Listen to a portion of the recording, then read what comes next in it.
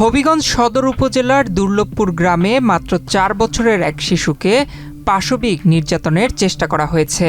এই ঘটনাটি এলাকায় ছড়িয়ে পড়লে চাঞ্চল্যের সৃষ্টি হয়। গুরুতর অসুস্থ অবস্থায় শিশুটিকে উদ্ধার করে হবিগঞ্জ ২৫০ শয্যা জেনারেল হাসপাতালে ভর্তি করা হয়েছে। এ ঘটনায় অভিযুক্ত যুবক বিজয় মিয়াকে গ্রেফতার করেছে পুলিশ। শুক্রবার দুপুরে শহরতলির দুর্লভপুর থেকে তাকে গ্রেফতার করা হয়।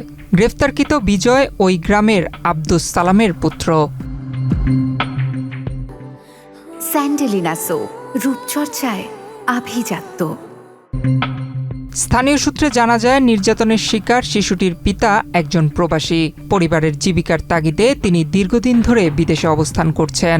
এদিকে শিশুটির মা একাই শিশুকন্যাকে নিয়ে গ্রামের বাড়িতে বসবাস করেন। প্রতিদিনের মতো গত শুক্রবার সন্ধ্যায় শিশুটি বাড়ির আশপাশে খেলাধুলা করছিলেন। এ সময় বিজয় তাকে কৌশলে নির্যাতনের চেষ্টা চালায়।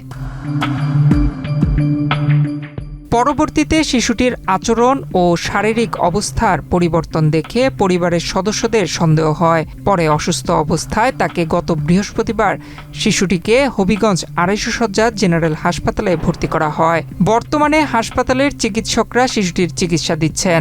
নির্যাতিত শিশুর মা বলেন, ছোট্ট মেয়েটি নিজেই নির্যাতনের বর্ণনা করেছেন। তাকে বিজয় অনেক কষ্ট দিয়েছে। তিনি এই ঘটনার সুষ্ঠু বিচার চান। মানে শুক্রবারে রাতে শনিবারে আমি জানছি প্রায় ৮টার দিকে আমার মেয়ের জিজ্ঞেস করছি। মেয়ে নিজে হয়েছে এবং আমারও হয়েছে, আমার ওর দাদুরেও হয়েছে, ওর বাপরেও হয়েছে। তারপর আমরা চাইছিলাম সমাধানে, কিন্তু সমাধানে গেছে না। আমি আমার বাপের বাড়ি চলে গেছি, কিন্তু এরা ওইখান থেকে আমি আরও 2 দিন অপেক্ষা করছি। তারপর আইয়া আমি কেন হাসপাতাল ভর্তি হয়েছি। এখন এটা আমি বিচার চাই। ঘটনাটি এলাকায় জানাজানি হলে স্থানীয়দের মধ্যে ক্ষোভের সৃষ্টি হয়। তবে অভিযোগ উঠেছে, একটি প্রভাবশালী পক্ষ বিষয়টি স্থায়ীভাবে মীমাংসা করে ধামাচাপা দেওয়ার চেষ্টা চালায়। এমনকি শিশুটির পরিবারকে বিভিন্নভাবে চাপ প্রয়োগেরও অভিযোগ রয়েছে।